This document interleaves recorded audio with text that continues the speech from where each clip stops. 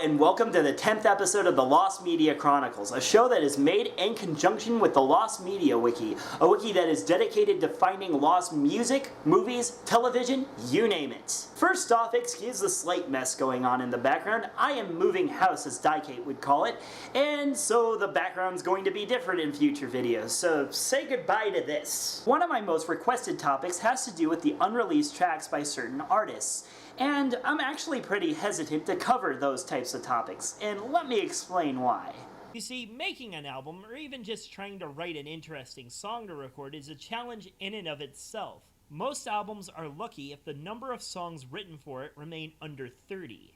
Producers and artists like having a lot of material to work with.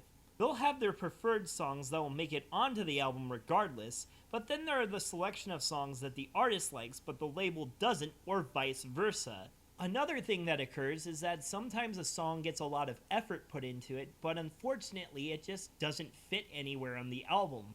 This leads to conflicts and songs getting released as B-sides rather than appearing on the actual album. Now, some artists are utterly insane with the amount of material they'll produce for a single album.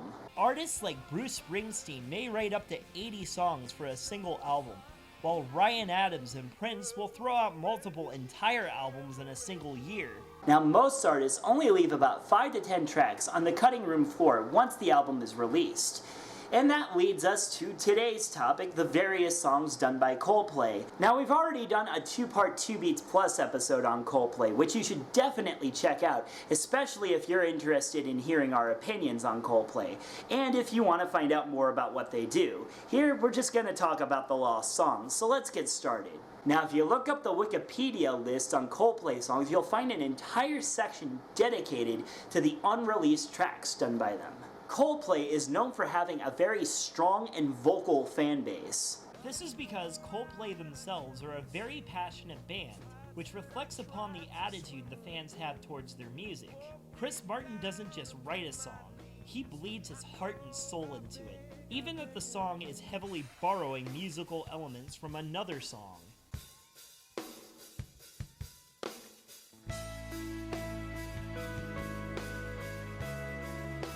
I'm looking at you in my place. We all know that you just really want to be Dreams Burned Down by Ride. You're not fooling anybody.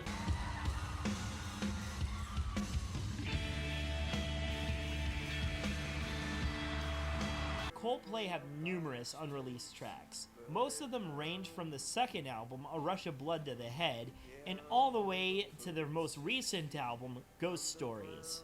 Any lost tracks from the Parachute sessions are either non-existent or there's no leaked information on them. Whether these tracks are available on demo tapes or bootlegs are often left off of sources such as Wikipedia, probably to avoid encouraging people to seek out these bootlegs. So as another disclaimer, please keep in mind that the terms unreleased and lost seem to be interchanged when it comes to talking about music, and some of these tracks that I mentioned may have actually leaked somewhere, and please feel free to mention them in the comments section. There are two big instances when it comes to Coldplay and their lost songs. The first comes from the sessions of X and Y, the band's third album. Fresh off the critical and commercial success of A Rush of Blood to the Head, the band were under pressure to follow it up. But see, this time the pressure wasn't from the label, who were trusting the band with a high budget and long production process, but from the band themselves and the music press. Any band that records an album that is hailed as a masterpiece will tell you that following up that album is one of the biggest challenges a musician can face. The band ended up recording the album a grand total of 3 times, being displeased with the result of the first 2 attempts. This led to a staggering 18-month production, the elimination of many songs, and multiple producers just to get the album completed. Fans of Coldplay and the album were left curious as to what the early versions of the album sounded like, and the reasons why stretch all across the board, from just being curious fans to other reasons. One common criticism of the album is that it sounds like they're trying too hard, so some listeners, such as myself, are left curious as to what the early versions of songs like Fix You sounded like. Alternate versions of some of these songs are allegedly available online and on bootlegs, but whether they come from the unsatisfactory sessions or were just re-recordings done later are left unknown. Now the next major instance wouldn't happen again until 2011 with the band's sixth album, Mylo Xyloto. For the uninitiated, a rock opera is an album or even a musical that tells a story through rock music. Therefore, these works tend to be more ambitious than the typical run-of-the-mill album. So, Coldplay wrote more songs than usual for Mylo Xyloto. The list of songs were on a whiteboard which was seen in an interview they did for the South Bank show. When the album was released, a lot of the songs were absent from the actual album, leading to fans to drool over what could have been. Some of the songs listed, such as Christmas Lights, did eventually see a release outside of the album, mostly on iTunes downloads. However, one song from these sessions has left many fans obsessing since its mere mention when the band started recording the album in 2010.